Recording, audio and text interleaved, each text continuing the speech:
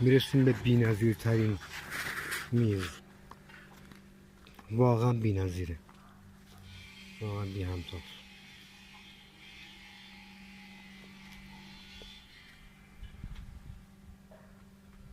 فکر نمی‌کنم کسی بتونه مشابه این میزو از نزدیک ببینه.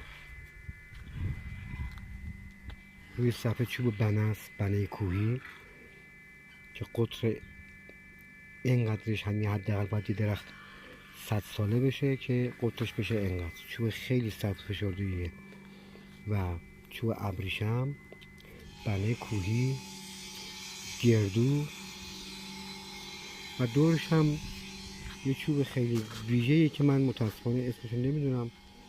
مال درختی